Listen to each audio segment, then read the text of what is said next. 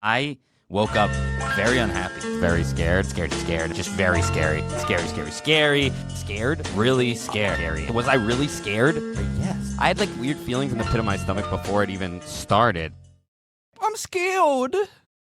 This is my obsession. Just when I thought I could say on the side, and one on the way. This is my obsession. Tired of talking, and I don't know what to do.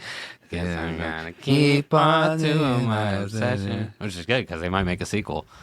Intro done. Read them and weep, boys. The host has been replaced. It's literally in writing on my Word doc. But I did decide to go with this.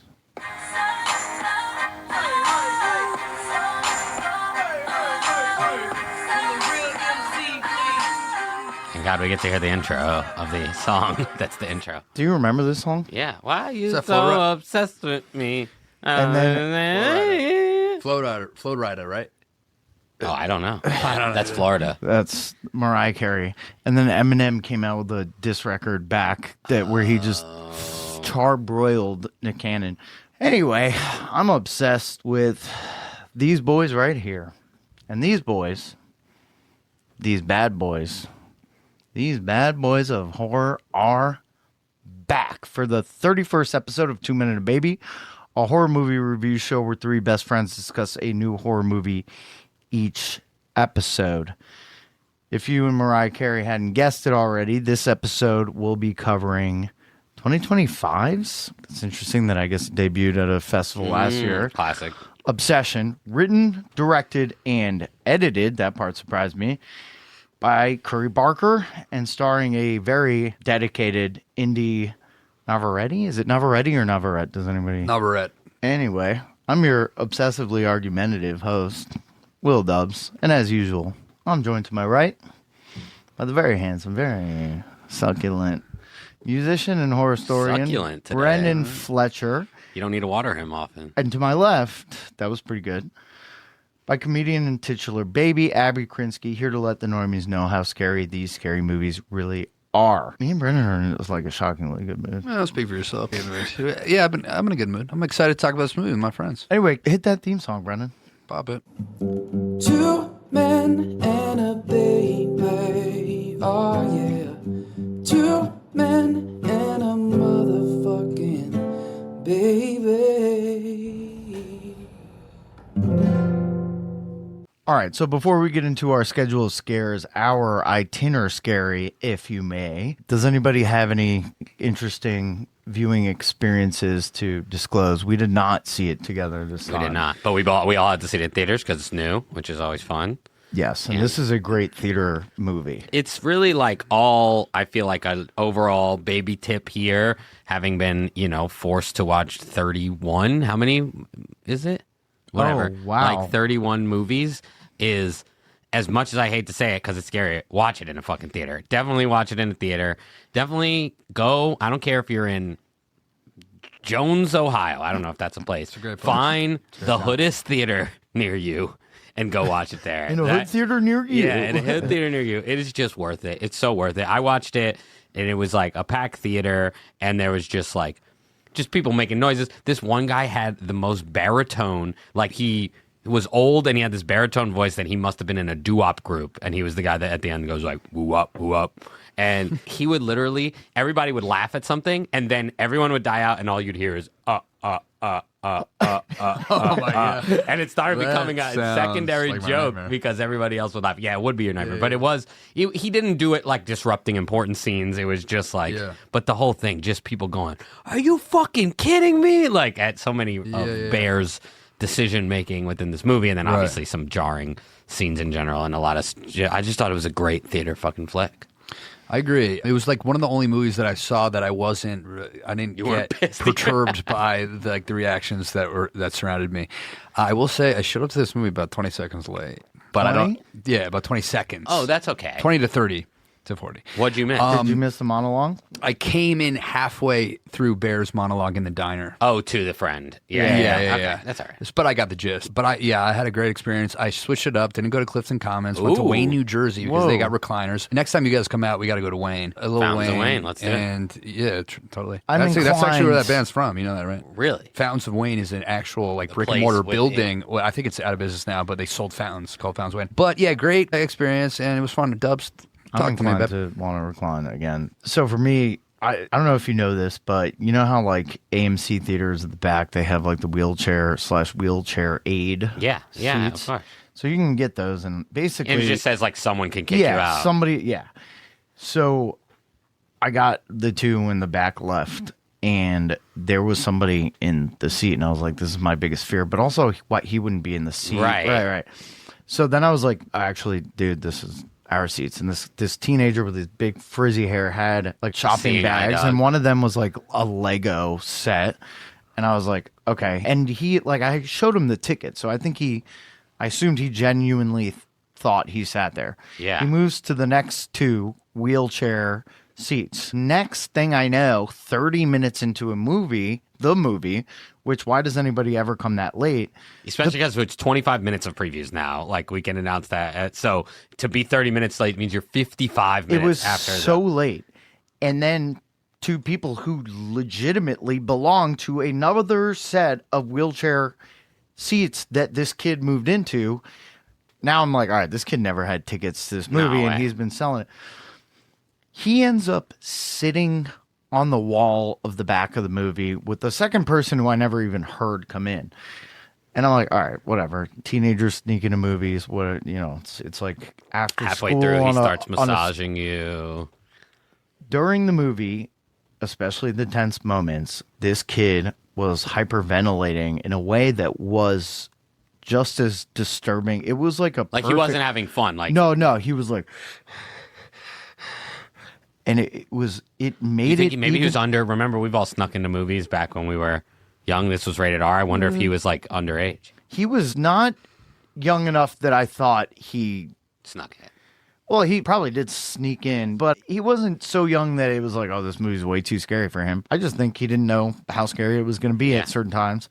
And it was always, the whole movie is like in the dark. The whole movie's at night. But there are certain scenes, and we'll talk about them later, that are very obviously about to be creepy scenes. And when those happened, this kid that I didn't even realize was still there, I heard hyperventilating. Look back, that's how I knew he was like laying against the wall watching the movie, just Jesus Christ. and it was fucking crazy with his Legos and his two attempts at sitting in the wheelchair. That's area. wild. I'm assuming It front was- row seats were probably still open. But That said, I was worried because Newport can be risky. Yeah. With a horror movie, if you get a shitty audience, people talking. Nobody was If you're, talking. sitting We front, got- if you're sitting front row in a movie theater, you better bring a neck pillow. Dude. Oh, yeah. Well, we were in the back. I can't even sit like third row anymore. Yeah, I can't sit. I can't like sleep for a week. AMC does like the Newport one, or those are like the full Yeah, like full, 180 degree. Oh, right, Or right. you can nap, or you can lean on a wall. Well, honestly, we all lived Brendan's dreams of a movie experience. I refuse to believe that the stuff that bothers me in movies doesn't sort of bother you guys.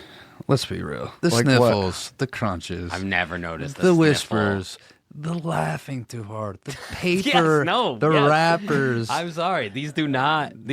There are definitely times when people talk that annoy me, but none of those things you just named do I ever really notice. I hadn't taken notes in a little while because I've been just like going back and reading My more homie about Neil the taking notes. But this is a good. If you sit in the back row, you can just do it on your phone, and you're not disturbing.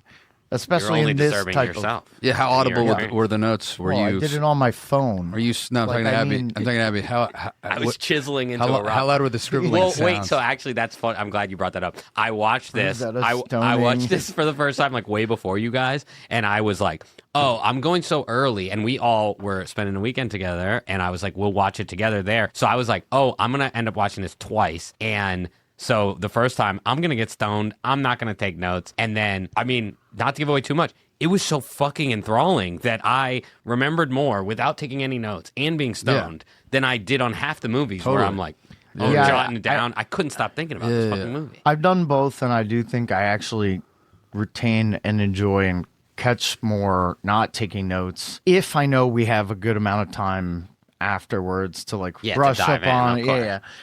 But this time I was like, I'll take a few. So I just wrote down lines. Yeah. I've never taken a note, and it shows. But anyway, let's go on to that note. Yeah. That next sickety right. segment, my guy. So the show starts with each of us going around and giving our synopsis of the film in one sentence and one sentence only, before contrasting our synopses with the official one to get an idea of what the movie is actually about.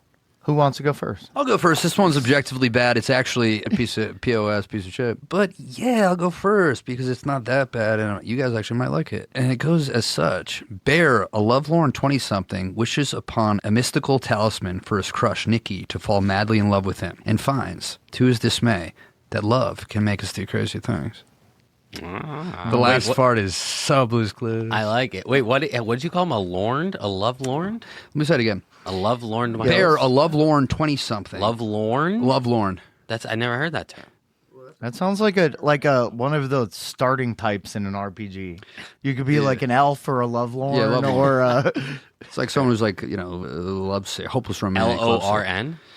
Yeah, Lovelorn. One word. here's mine. There's a brand new version of the Make-A-Wish Foundation. And in this version, the benefactors just make everyone wish they were dead even sooner. Wow. Will's really going with the J's on these recently. All right, now you do your onomatopoeia. I don't even have one. I just wrote guy makes wish. Guy wish, guy makes wish. I just made a wish that you would try harder on these synopses. The thing is that what I feel It's like Harry haiku, it's Sammy synopsis, and it's, It's Yeah, Abby Dave the dumbass. Abby the retard. the thing is that I feel like my skill set is taking this complex, we're artsy, and then just making it into one word. But the whole thing about this movie is very simple. So it's like, True. you know. Well, It's a very simple premise, which is what I loved about it. Not to give it away, what I really want to talk about is how scared I was. And that brings us down to Chinatown. Okay, we're not in Chinatown yet. Sorry. Because to round out the synopsis section, we have to give you the official one, which goes Just read as Brendan's. such. After breaking the mysterious one-wish willow to win his crush's heart, a hopeless romantic finds himself getting exactly what he asked for, but soon discovers that some desires come at a dark, sinister price. that's good. That's good. So that takes us into the feature segment of the show, 2 Minute Baby, where our titular baby, Abby Krinsky, serves as a human barometer to measure for the regular folk exactly how scary the movie is. He will rank the movie on the Binkymeter, and he will explain to everybody, as the person who doesn't like horror, what it's like to sit through these films. How scary is it? And will you be scared? This is Baby in the Corner. Nobody puts baby in the corner, but we just put him in the corner. Nobody puts baby in the corner, but he's in that corner right now.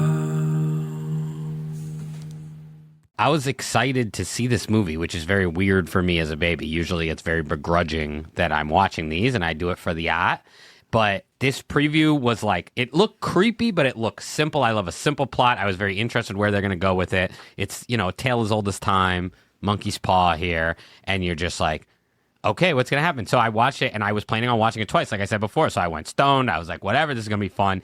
And it was fun, and it was really well made. It was fucking scary. It was way scarier than I thought it would be, because I just didn't think there'd be anything like, and again, we'll get into it. There was obviously supernatural, but I just didn't think it would creep me out that much. And it really did. And I was really fucking scared. It wasn't many jump scares. That wasn't its thing. There was a few. Like all these movies nowadays, it's clearly a new wave of horror comedy, but it's not horror comedy in the old way where it's a comedy that is about horror movies. It's like made by comedy people, and it's legit scary, but there was funny. I mean, I know we all had theaters that laughed. I'm sure we all laughed at certain parts. One of the creepiest parts was also funny at the same time, which is hard to pull off. Well, like just sort of her movements and all the nighttime scenes of her. It's like I'm blinded with goosebumps, and yet I'm sort of laughing too. That there were no like camera tricks, like when that scene where she walks backwards, that's her doing all the physical acting and that's crazy because it really looked like stop motion. It was filmed in reverse, right? That's what and a lot of people thought. Apparently, she did that.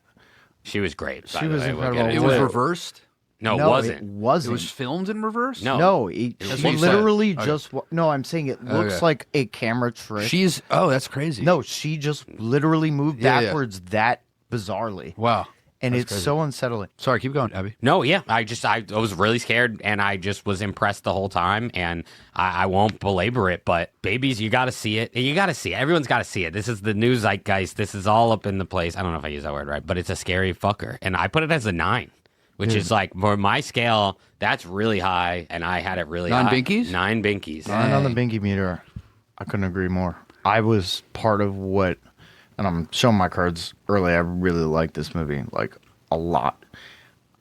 That was one thing I didn't expect it to do. Right. At I thought it'd be all. interesting. I thought it would be interesting. I thought it was going to be a lot of fun and pretty smart. I haven't been as unsettled as I was Dude. in multiple Hereditary? points. Was that Yeah, similar? but it's very Yeah, fucking I totally agree. similar. Totally Yeah. agree. It plays off of these sinister anxieties that Yeah. we have that Yeah. are so Relationships, mundane like almost. with relationships. like a yeah. normal just this thing makes me kind of it dials it up to 11, and the scary scenes are like it's constant dread and discomfort and right. all that, but those scenes that are scary were really fucking intense, Dude. because we watched Hokum the other night, or for Yeah, the last yeah. episode, and Hokum he's great at doing the It was scary. Hokum was really scary, too. but he's not in the great same at, ballpark. This movie. not even yeah, not in the close. same ballpark. Yeah. And here's what's crazy is I would have expected this movie to be much funnier than Hokum. And on paper it is. Hokum juggling all of the things and making the joke.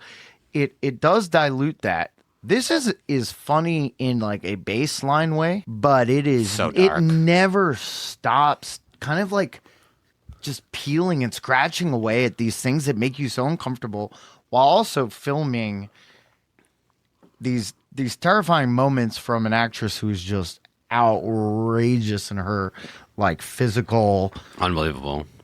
performance. First fun fact, just sorry to interrupt, Yeah. but she was inspired by Toni Collette in Hereditary. And Inde Navarrete, I'm probably butchering that pronunciation, but she's not a fan of horror movies. But she said when her first time viewing Hereditary, she ran out of the theater. She's not actually a fan of horror movies. Baby power. But Toni Collette's performance in that movie, as well as Megan Fox's performance in Jennifer's Body. I don't know if you guys have seen that movie. Classic. Those two were her biggest inspiration in portraying this character. This filmmaker is like way creepily younger than us, and 10 years. Yeah, and also this is just an interesting movie where he's done a lot of press and a lot like the opposite of Undertone. I felt like everything's answered. First of all, the movie's way more clear, and then things that aren't answered, he just answers in interviews. Yeah. Like it's all very clear, maybe to a fault. But one of the things I saw in the interview, he literally said his whole thing is based on Hereditary. Like his whole life changed when he saw Hereditary, and the way he described it, which I think not only sums up this great movie, but really this new awesome era of horror movies, which I'm excited to have been learning into horror movies with, is I think this was his exact quote or close to it, is I want to tell a story, or he said this is what Hereditary did, which changes my.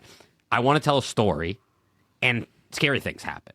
Not I want to scare you, And I think I want to make a drama, So that's and crazy, scary yeah. things happen, and like that's so deep and that's so important. And like you have to care about the story, the characters first, the conflicts. First, yeah. Like the plot itself has to be strong enough and hold the movie up. Like that's like the foundation of the movie. And then, you can kind of punch up the script with these scary moments. But it's exactly. a much more Yeah. comedic premise than Hereditary. Oh, 100%. But Yeah. I Hereditary think is all about, Abby's like- saying in Yeah. communicating the interview, he's like, the plot is fundamental for a good movie. Yeah, it's and a you want people, storytelling. yeah. And there were moments of that movie that were, same with Hereditary, where you really cared about these relationships. You wanted to see these characters succeed. Right. You felt bad. Like the son in Hereditary, you actually feel really Right. bad for. You empathize with them. And yeah, And I thought this movie, the extremes on the other side, not to beat it down because it serves its own purpose. We've talked about it, but it's like, think about one of the extremes on the other side, Friday the 13th or something. It's like, it's the exact opposite where it's Right. like, what is the story? There is no story. yeah, You're yeah. not telling a story. The characters You are one-dimensional. You don't care This whether is they die or this not. can be summed up again why I made even Yeah. worse than a normal synopsis, because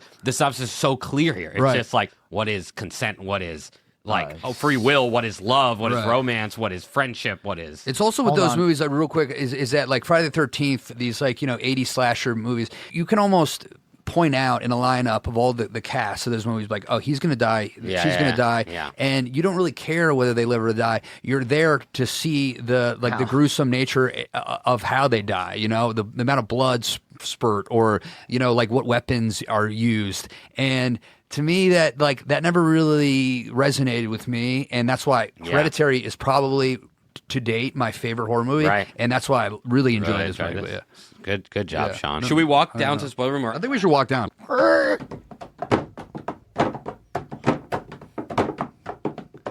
I did the door first. Fred is there walking down.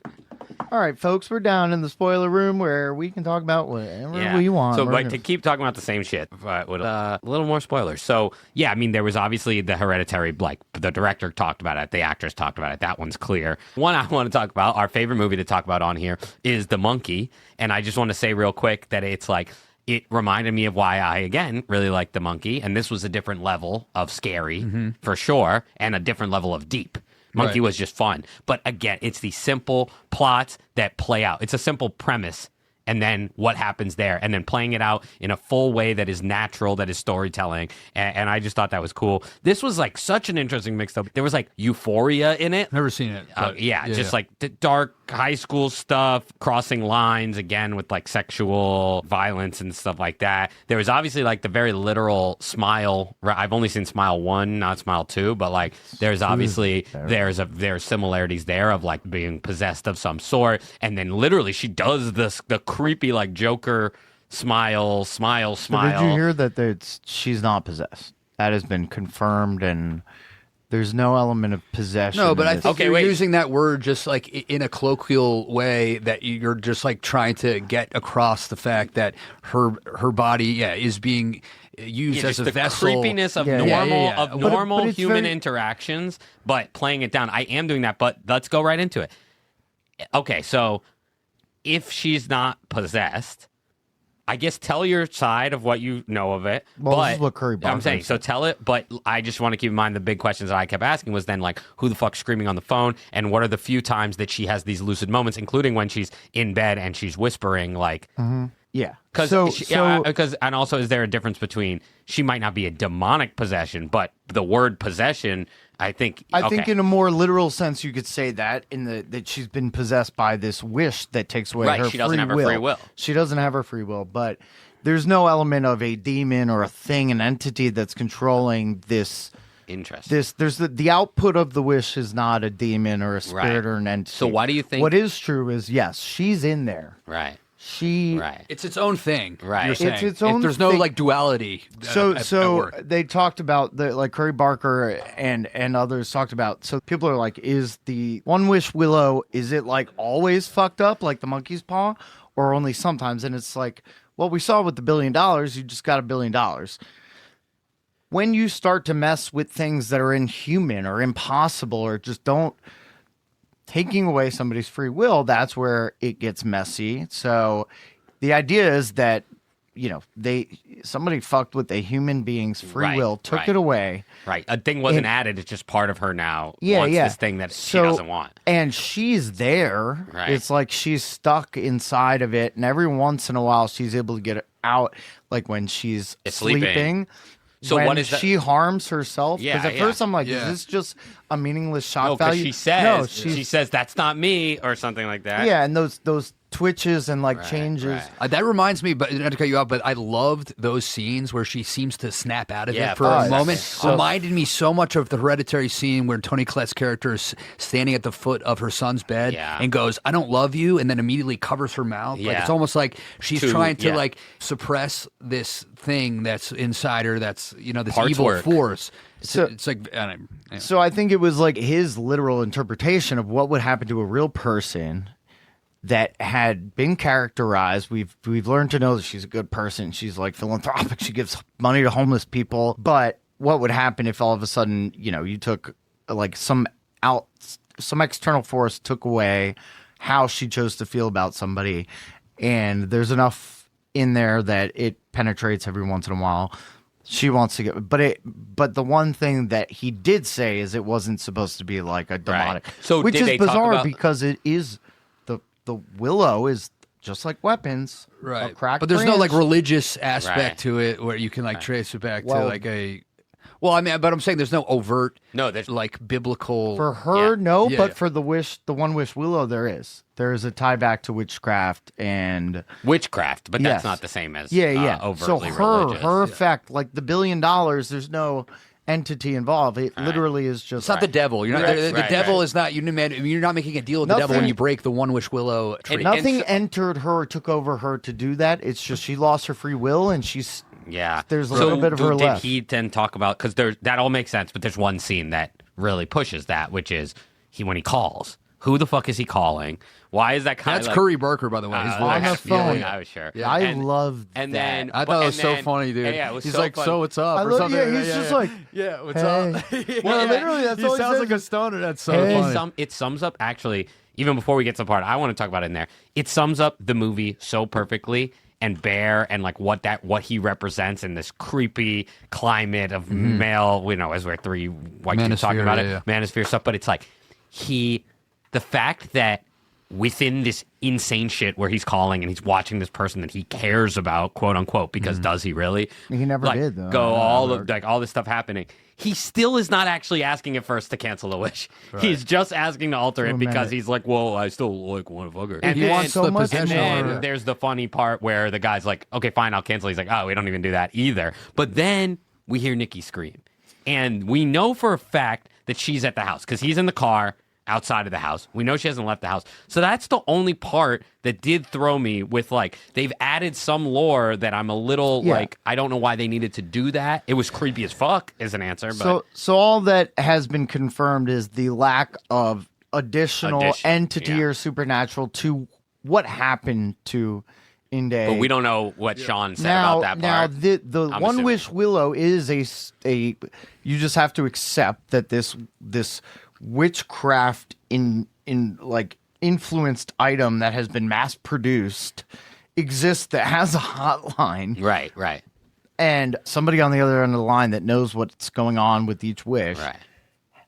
had access somehow to what was the real Nikki. Right. So her Within screaming, herself. But do yeah, you have yeah, any and it's like, theories for well, is that? she No? there? Or I think that he's just the hotline of the supernatural thing that made this happen. Well, I know so that. he's That's able not what I'm to asking. he's able to disclose to the consumer. He's tech support. What's going? Right. Yeah, But why does tech he have support. access? He just has a. He can knows jump. He everything. can remote in. Yeah, Well, yeah. he knew everything, knew who he was. And, Right. like, Well, I got mean, the I wish. think we'll touch on this. Obviously, like I really saw this as like a sort of conceit or metaphor for like AI. Allegory. Yeah. Yeah, allegory. That's what I meant. Yeah, allegory for like the infiltration of AI into No, our for lives. sure there's a big part of that, and like the fact that there was a study by Brigham Young that said like 1 in 7 young adults. Who's that? Epstein?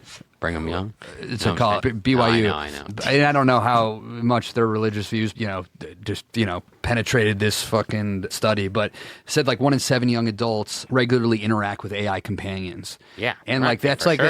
I mean, like I felt like that's what this whole movie was making a critique on. I mean, I think partially. I think partially, but also definitely real relationships Yeah, too. I think because Yeah, but I'm saying like, well, yeah, people don't want to experience like the, Right. the AI 's like negative, the the symptom. negative things AI 's or the not the conflict. cause. So it's like, Yeah. what if I just created this thing that there was no pushback, this synthetic thing where it validated me Yeah, at just any every output. turn? Right. Yeah, every turn, it's like, well, is that real? That sounds dystopian because you strip the human aspect Absolutely. from relationships. It's like, And- is that even a healthy relationship to begin with? So if we're on the topic of inspiration, and I'm sure I'm sure all of us have probably like in our research of this movie have found. Curry Barker said that the movie Pulse. Have you seen the movie Pulse? no. I haven't, but I know it, and I started it, and I never finished it. Okay, it's a Japanese horror movie, and like I said, Curry Barker said this was one of his big inspirations for making this movie. If you remember, like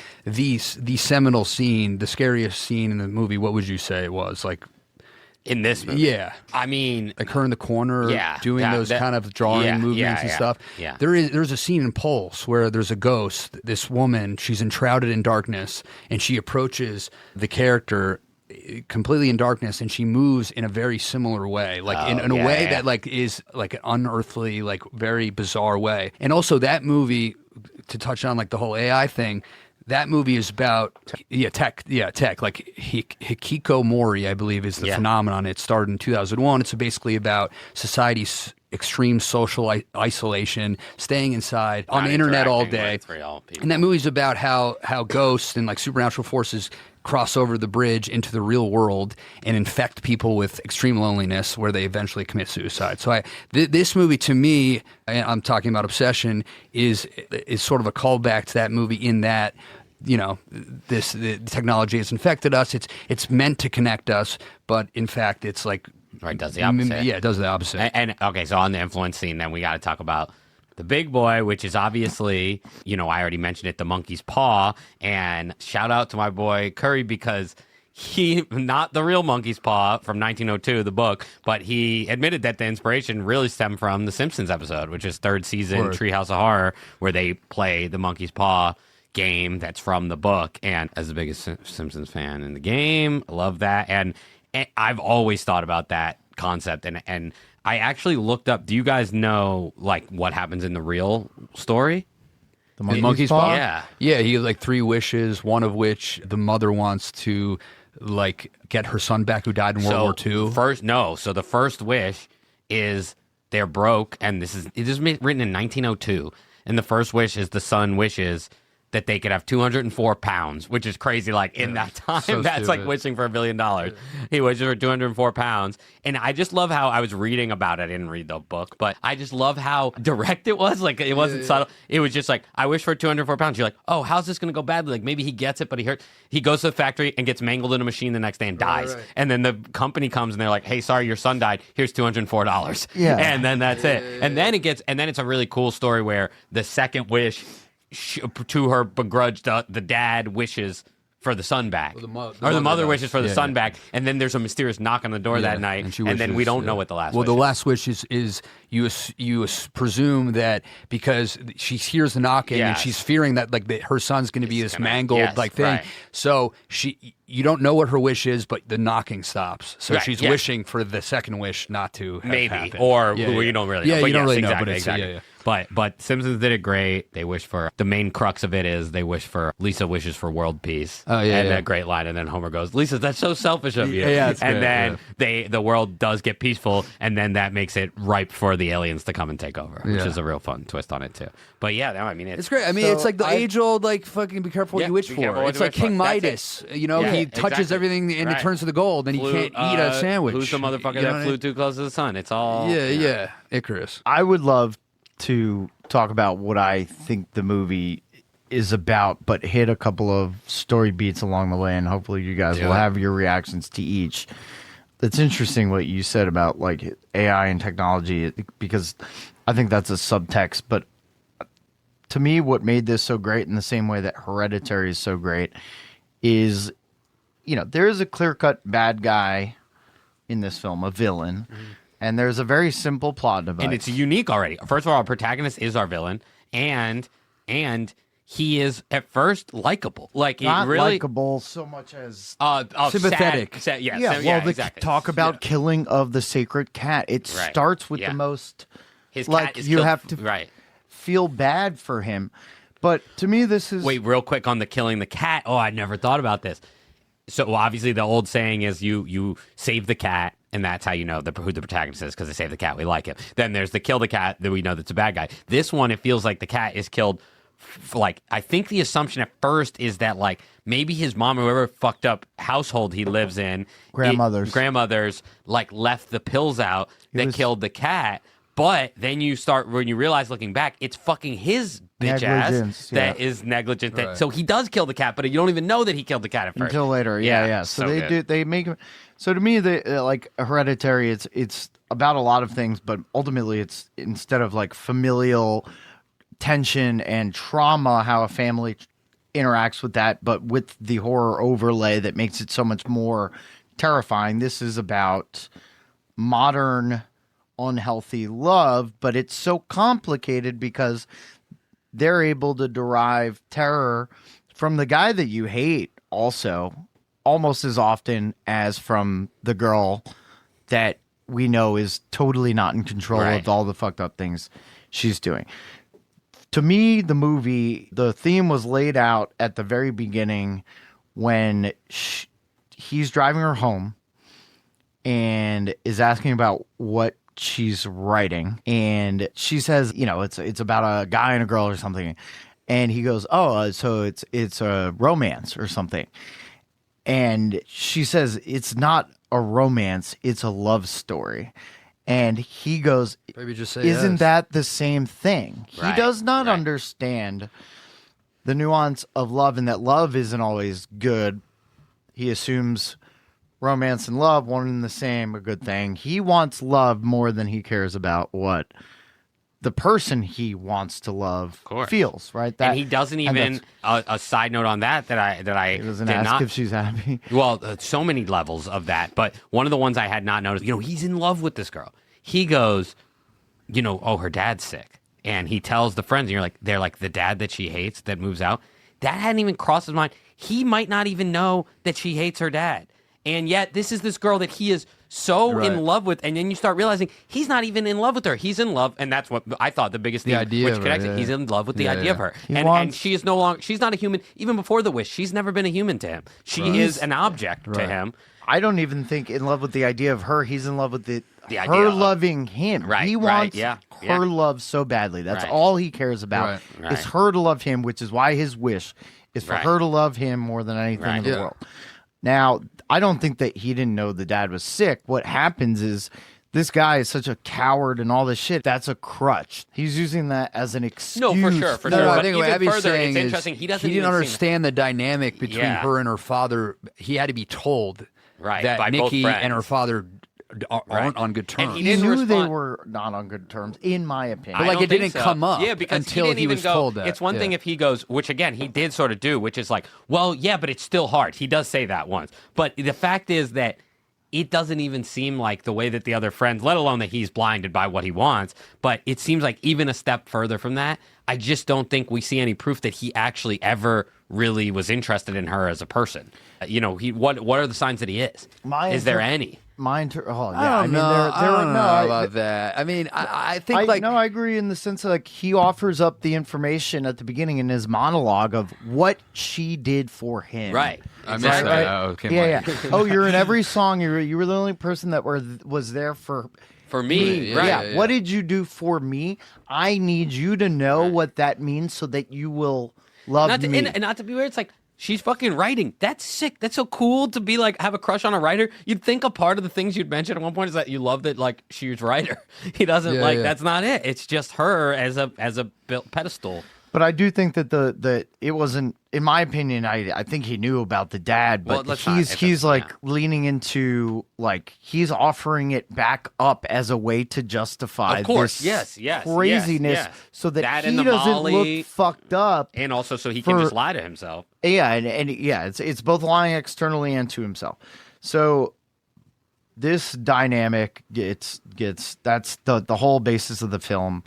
This guy is very quickly vilified, and we understand that he's so selfish in every uncomfortable way that is pushing the boundaries of taking away somebody's Even before it gets real. free will. When it's like when she's in the car before he does the wish and she's like she comes back to the car and she's, Bear, is there something you want to tell me? Yeah. And then he's like, no, like I'm sure my theater was just the like most Pussy! unison That's Yeah, what I said. I was the one with the groan in my theater, but it's like she clearly is open to the fact that I mean, they could be a I was relationship. wondering why she was pushing him so hard to say it. If Well, it was, because yeah. she goes, no one knows if I have a crush on someone, right? Yeah. So she's like sort of, and she brings up the fact that Sarah, the other friend, has a crush on him. Do you have feelings for her? It's like, I mean, I it's could be yeah. saying this wrong. And then also later in the film, you hear from Sarah that Nikki thinks of Bear Like it's as a just a brother, friend. right? Or Yeah. a brother. Brother. Yeah. She says brother, and then that the Hansel and Gretel Yeah, tale yeah, right. is in that as well. But Yeah. but So I wanna- basically, Fucking but basically, my point is, you don't know. Yes. And like at And best, he doesn't know. you don't know. And the whole point is like he doesn't have the balls to fail Like he would rather like a curated world where he's just completely validated and doesn't have to fail by asking this girl out. He'd literally rather kill her. Yeah, this is where I think it has this extra level of profundity. Is that a word? Yeah. Profoundness. That is so insane because I think she doesn't. I think she didn't even really like him. She doesn't like him, but I do think her offering him the opportunity to say something is almost like a suggestion that maybe if he had, she'd have at least tried. That's what I'm saying. Because Yeah, people 100%, settle, 100%. and he could have weaseled his way into the shitty relationship where somebody settles and doesn't necessarily fully want it. Yeah. You know, he could have earned the fabricated status of love, and he was too much of a pussy to just do that. That's one thing. The other thing is, again, she is the vessel of all the terror, but they're able to still like extract, for example, once we know how insane she is, him getting a text message at night from Sarah, that is playing on a fear like of I mean, I've dated some pretty crazy people before, knowing that you did nothing wrong and that you can't have that message seen, even if he is the bad guy, in the instance where in this one time he's not doing anything wrong, just being so terrified to have that even discussed, being so scared to tell your girlfriend who loves you more than anything in the world that you just need a boys' night because of how over the top and control. You actually are able to feel his anxiety even though he's wrong, which I think is such an interesting dynamic that they played on. But to this point is I there's a lot of argument as to whether or not she liked him. I think the answer is no, but I do think Curry Barker wanted to make nebulous. a point. You have to make it nebulous. That he still lost any opportunity, and that maybe. Well, like I think Nikki the whole would've idea someone like a is human, if you might find out. If he had just said, when she goes, "Do you have feelings for me?" Yeah. Or do you like me? All he had to say was yes, and then it would all have been resolved. The movie would have never happened, right? It would based on her response. There would be no movie. So I think because in their car she goes, these are the only things I can talk to you about, right? Curry Barker is establishing the prospect of a relationship there, the possibility. So he's making it nebulous as if the viewer doesn't know. You know, she goes, no one knows if I have a crush. So, like, us, the viewer, are in Bear's head. We're in the same position that Bear's in. He just has to take that leap, but he refuses, and he decides to co-opt her brain. And that's really the crux of the movie. How far are you going to go to avoid taking a slight leap? Or to get denied. Or Which, and again, sometimes denial is the best thing that could ever happen. Sure, So a few more things on this. Bear is a cute, adorable, endearing nickname, but it's also short for barren, which is Trump. Naked, empty, right? Like just this guy is such a Or Robert Barron.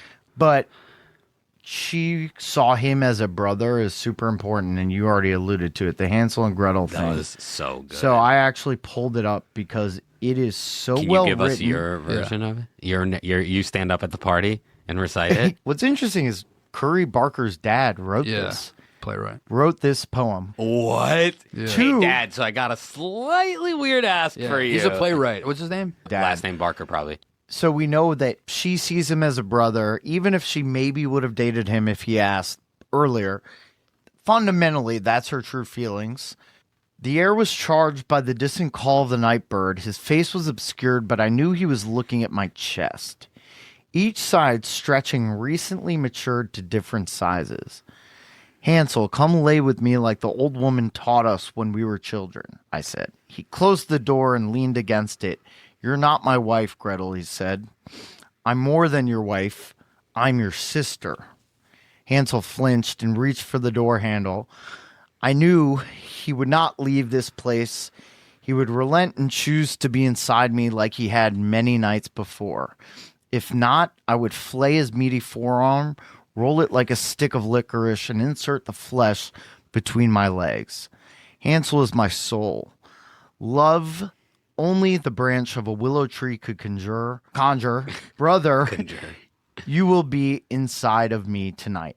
So the first of all, they're saying only the love of the willow tree, which is what they named the wishing thing, could create this unnatural love between a sister to her brother of a fairy tale that's about friendship, where it forces in her mind her to want to fuck violently. And even in this, she's not actually saying anything positive about him. It's just the draw that it's like clearly unnatural, because the only thing she describes him at is being in a shadow and staring at her tits. And it's like, that's not like, it's not like, oh, that's what my favorite thing. It's just so clear that it's a forced, I mean, it's crazy. Well, I was going to say, even Hansel in her poem doesn't seem to want to do it, which is her insecurity. And I think that this all relates to maybe one of the most disturbing, interesting scenes in history, which is like the most nuanced, disturbing rape scene ever. Yeah, that which was is my essentially next point. like not a traditional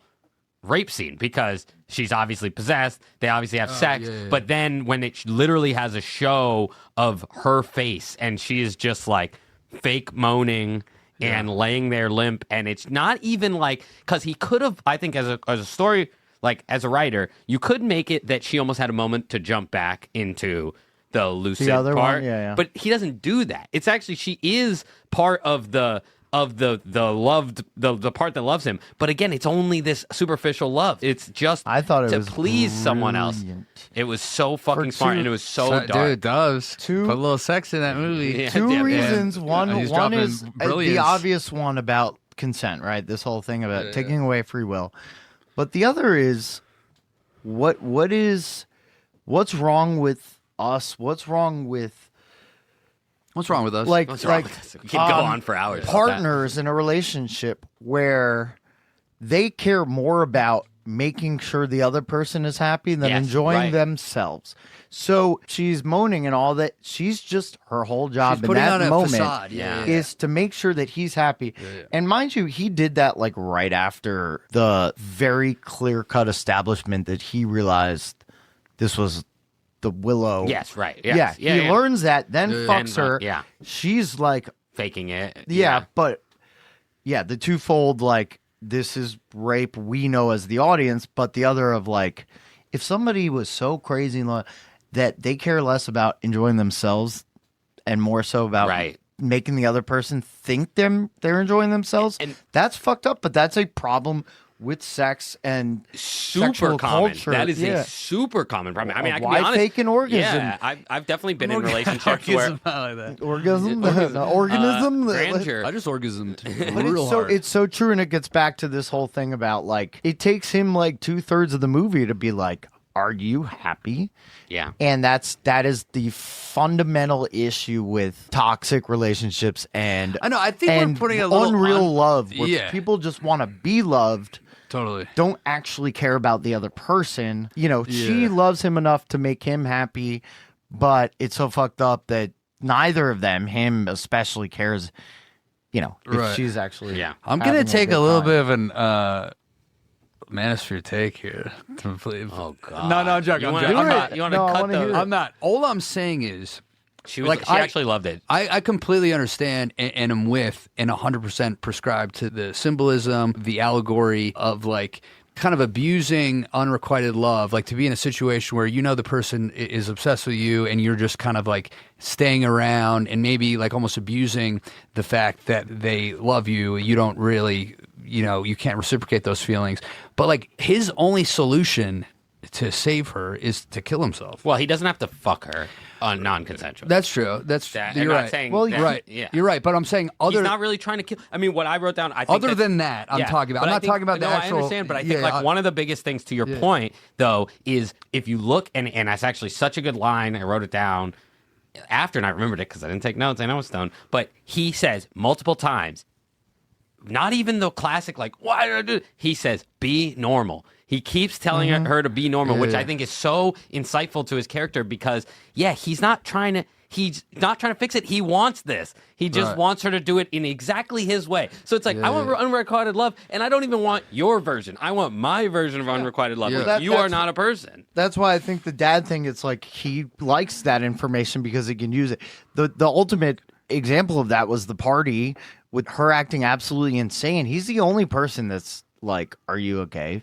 That isn't like, "Are you okay?" He's completely babe? still. And He's not trying to help her. No, Totally. he's just embarrassed. He's cringe. He's I understand that, embarrassed and, like, this curse is a foil to bring out all his negative No, I qualities. know what you mean. It's not an but like, easy solve what for are him. his? What is he supposed what to is do? he supposed to do? You mean he needs to convince someone else to do the one wish that it better? But if he got on it earlier, Yeah, maybe but he even could've that solved it. is like coming from a place of selfishness about him. Like, why would you foist upon some random person like, oh yeah, don't use this wish for your life, use it for my Well, he's life trying to save make her my life. life better. Why? No, he what wants to is save he her life, I supposed to thought. do? Like, I don't want to be No, on no, a no. high horse here, but No, no, no. literally anything. I'm just What saying, he like does. you're making it sound as if like this is like a circumstance which requires like more logical thought when it's like a very bizarre. Well, it requires some. But he never figures- really I know, but tried. it's there easy was- to say from he the doesn't If chair there of was the a longer battle podcast. of, is this definitely the wish?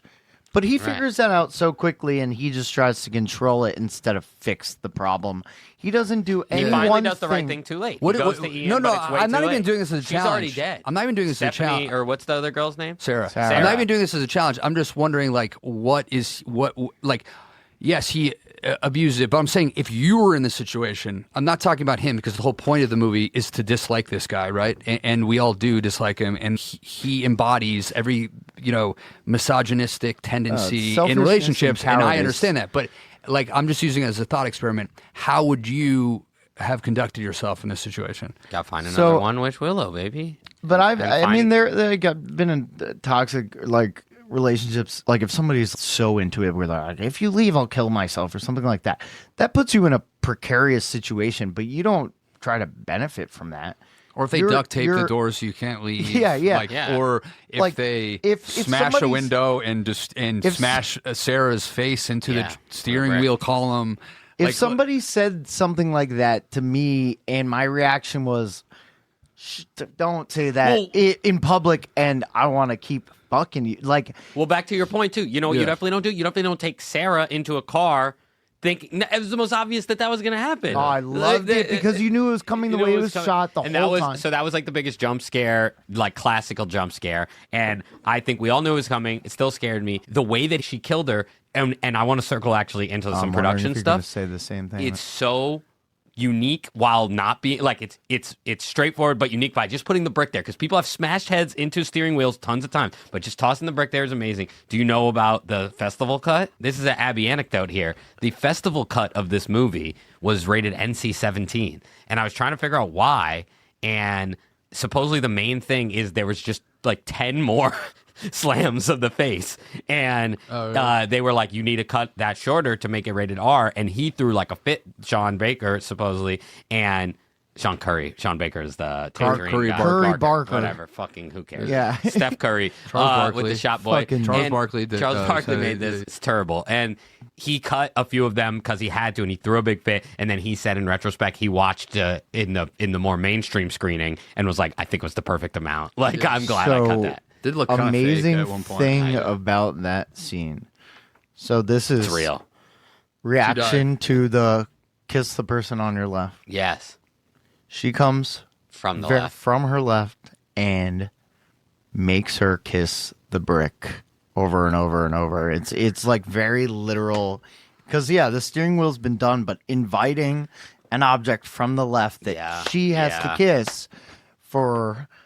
I mean, I don't know if that was intentional or not, but like, the fact that it's like face mouth first, not doing the steering wheel that's been done a million times, inviting the external object to smooch, and it was one of those things where you knew it was coming, and it still was like, oh fucking. Dude, it was fucked. The theater was going crazy. The two scenes that scared the absolute bejesus out of me were the first scene that she gets crazy and she's just in the middle of the night standing there, and again, supposedly there's not visual effects. It's just her physical acting, well shot, shadowed, kind of distorted lighting. She looks almost like a bit ghostly in her appearance, but I think it's just the darkness. Yeah.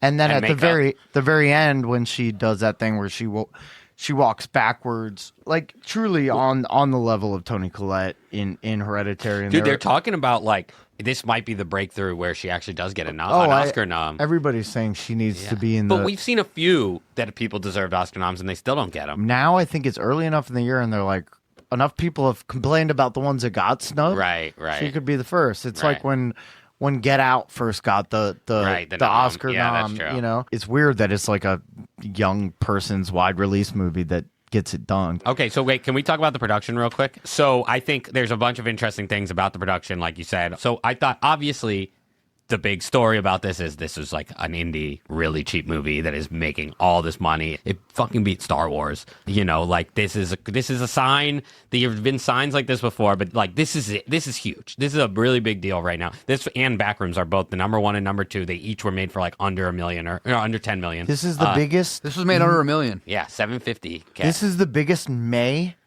at AMC in 7 years, and the two number big ones releases. are Yeah. indies. Yeah, this did better the second week than the Right, first week. and so what I thought is the most, because we've talked about this. We did Paranormal Activity, the number 1 multiplier of a movie ever made in terms of budget to money made. I think that the only movie that stands with what I'm about to say, I think, is Blair Witch, in that this is of the many low budget horror movies, which is sort of where horror started taking off, is because you can make a horror for cheaper than dramas and other movies, but it doesn't feel limited.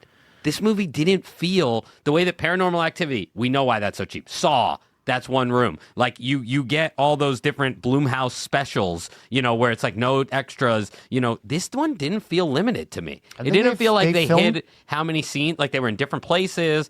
And obviously they did a lot of car shots, which are cheap as hell to do. They did also film it in a way that's like nothing is high def. Also, the aspect ratio was Sick. It was actually pretty sick. No, but wasn't it like it didn't go? Was it 4:3? Yeah, I think it was 4:3, Maybe. and everything being at night. It's kind of dark. It's kind of blurry. But it's not. but again, it didn't feel limited. Like Undertone, again, that's cheap because it's limited. It's one location. You set that tone at the beginning. You don't need to spend as much money on how things look in the multiple locations. The movie was shot in 20 days. The whole movie. It was all like 20 practical days. locations. It Yeah. was like in a house. How do you do that? Bar. Do you But just- usually when you watch these cheap ones, they are not that sprawl. It's still sprawling. I never felt like it limited. Jason Do you Blum think even this said, is- he was like, this Curry Barker guy has like an insane future ahead of him because he made Yeah. that movie look like it was a multi-million-dollar Right. production. Do you think under it's- $1 million? Are you fucking kidding me? Yeah. Do you think it's just like he's gotten so good at being because he churns out these 6-7 minute Instagram reels. like Right, yes, no, TikTok videos shorts, that are yeah. sophisticated skits For sure. I mean, if you can make a 7-minute short that looks like a film for $5,000, then you can make a movie for $750K. I mean, you Yeah. probably look at A couple- $750K like it's infinite, even though a real like a old school director would be like, this is a joke. I will say, did you notice like the lighting effect, the eye gleam? There's this thing called the eye gleam theory, and in the thing, the cinematographer Dean Cundy used a subtle hidden lighting technique to visually hint at which characters had been assimilated by the alien creature. So he would use the light in characters that hadn't been infected by the alien creature to show that they still had humanity within crazy. them. So the mystery of that movie is actually not a mystery if you just look at the eyes. Well, yeah, but in Obsession, you see the eye glint. It's very noticeable. And in the scene that it's most noticeable is when she shows up on Bear's front stoop wearing the red dress. The most noticeable aspect of her face is the gleam kind of penetrating So this through. is like a reverse version. The gleam It's the means reverse- that you're it's a reverse that you're version. possessed or whatever. Yeah, the gleam So is he a- gets the big gleam at the end. Is So what he you're gets saying. the gleam. You can see the gleam in his eyes Yeah, at the end. interesting. Yeah. I thought the ending was really fucking cool. So to bring it back to the thing real quick, John Carpenter has firmly dismissed this theory, stating that Cundy has no clue, and it is very. Is Cundy was not the cinematographer for that He movie? was the cinematographer, but this has no but he's basis saying, in Carpenter, the movie creator. No, but I'm And saying, did the cinematographer know when he was filming it who was infected and who wasn't? so This feels like very objective answer. We should just go watch it. Well, and see. it's a prominent fan theory. It's a theory. That's, It's a theory. Yeah, It's called fan eye gleam theory. That's Yeah. why I said eye gleam theory. that has to do with the Super cinematographer's interesting. shooting, but it also, I would imagine, because there are certain shots of eyes after people have been infect Ver- it. and we know, So there'd right? be no eye, there'd Then be we no gleam see in what that, according to this theory. But yeah, Carpenter has spoken out against it, and it's his Interesting. movie. Well, now I want to see it. I thought the ending of I this did was... notice the eye thing that when she emerges and that like she's glistening. Yeah. So I mean, at the very least, let's say the theory is not true in the thing.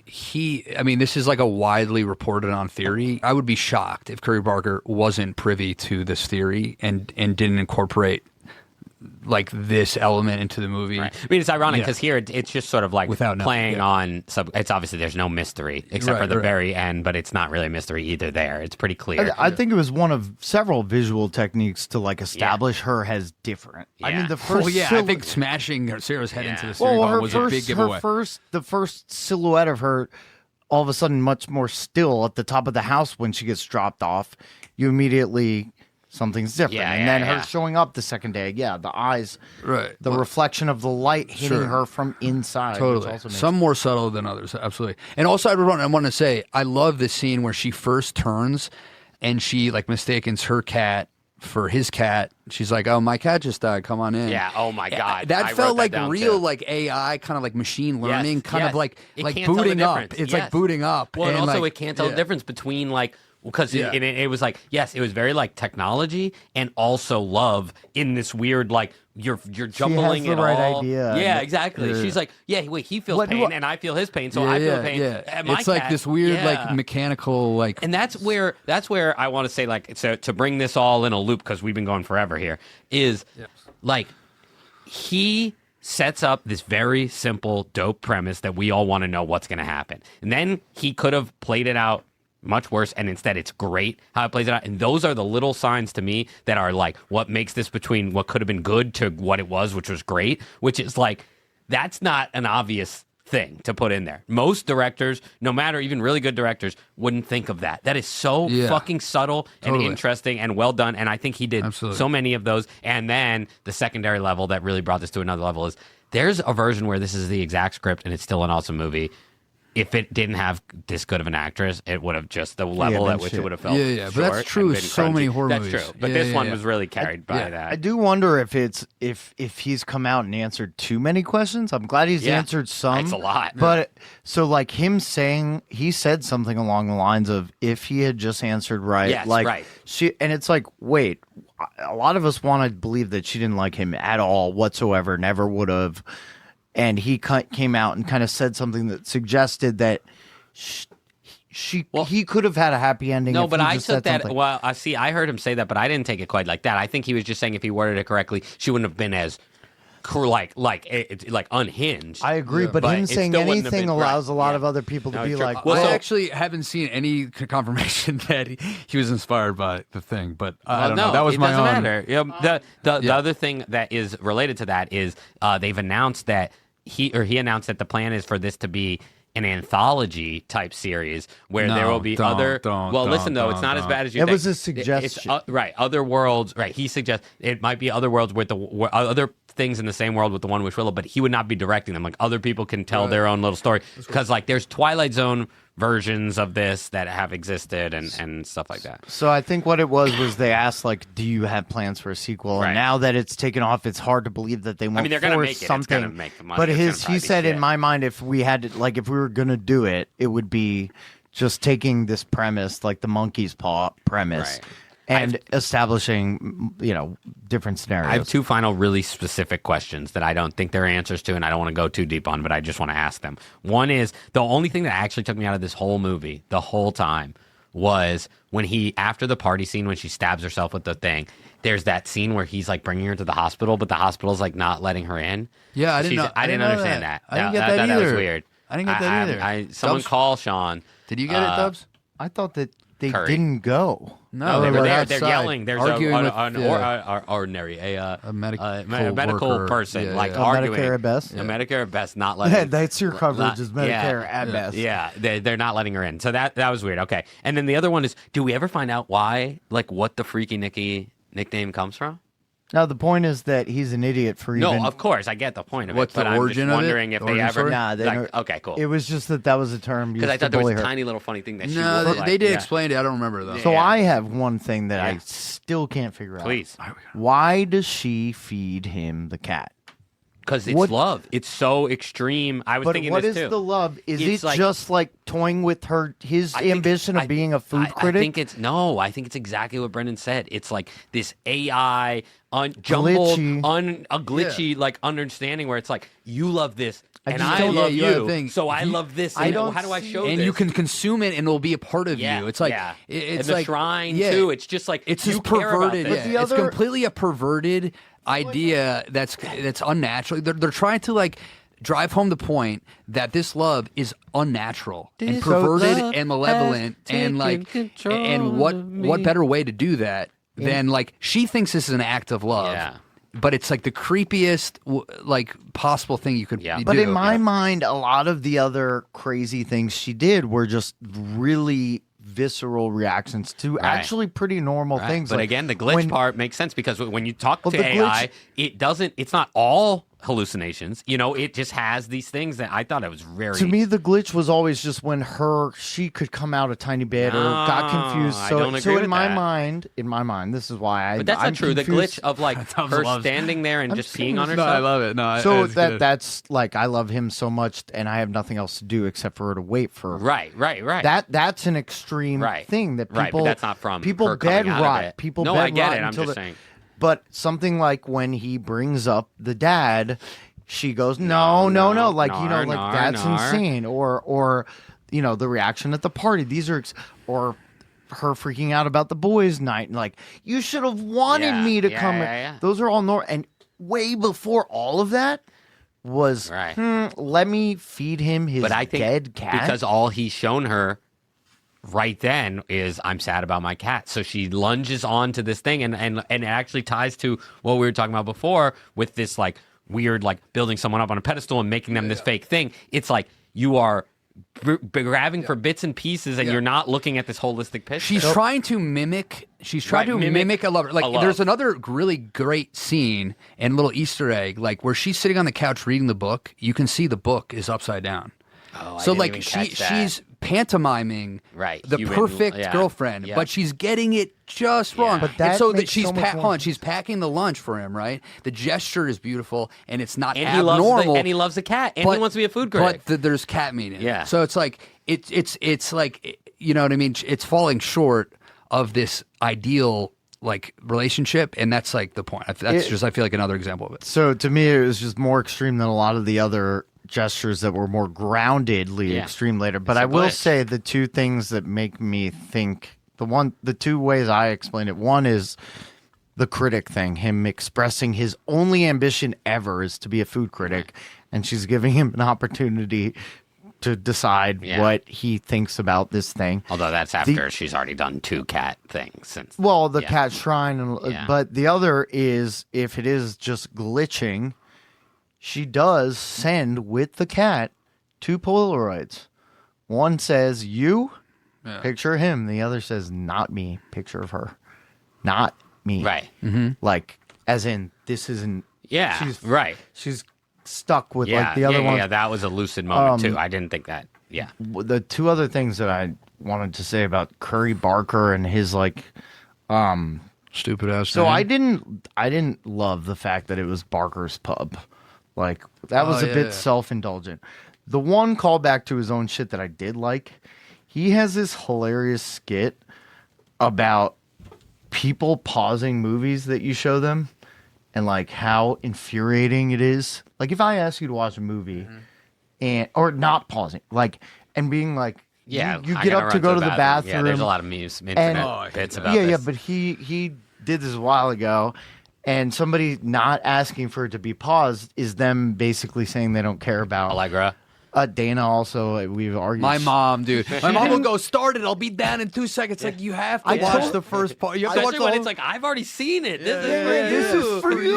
I told her this is the thing. She didn't believe me. Anyway, Also, that's like that's selfish in itself. Like to Right. be like, I'm playing this for you. It's Well, like, there's all the don't memes do that me any it's like favors. practicing how to watch a movie that your friend hasn't seen. You're like, in Yeah. in the love montage that happens in the movie. Yeah. At the beginning, where you know yes. they had to show them being happy for a little bit. love that part. It made me feel They're good. watching a movie, and she's not looking, and he turns her face to the movie, and I was like, even he is like, bitch, watch. The Well, and fucking- it's even deeper. It's like he's possessed her to love him, and he needs her to also like The Sopranos. Dude, this or- movie depressed me. Yes. in the best way. Dude, I mean, like same. it really. I mean, it's like fuck. We're living. In I talked to my some therapist troubling about times, this. man. I movie. just so Like some parts hit home. Not to go too deep on it, but I remember I've multiple times realized post talking to some girl like, oh, I'm just trying to be what I think she would like, Wants me and to be. I'm Yeah, not yeah. I'm being playing who I a am. role. I'm playing a exactly, role, yeah. and that's so common, and that's 100%. like it's ironic because it backfires because then people can sense that, and you don't have free will, and no one likes that. That's not attractive. also the pleasers out there, the people that go above and beyond to just do something so nice that it's like not even. And it's burdensome. No one wants to feel like they're Right. Yeah. Well, it's Okay.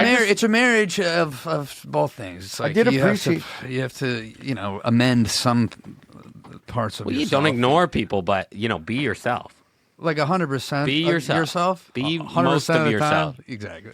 All right, let's fucking. Not you personally. Everybody else. I be got to yourself. trim at least 35% off. So before we get into our own scores and guessing the tomato meters and whatnot, we have a segment here called Medicare at Best, named after our very favorite bad review submitted by an audience member who couldn't spell mediocre. And here we will just read some of the funnier negative reviews so you kind of realize how dumb people are that watch movies. I don't think it's always negative reviews. Just funny reviews is what I'm going for. But That makes me feel better because I found I was having, because there's so many positive Yeah. reviews.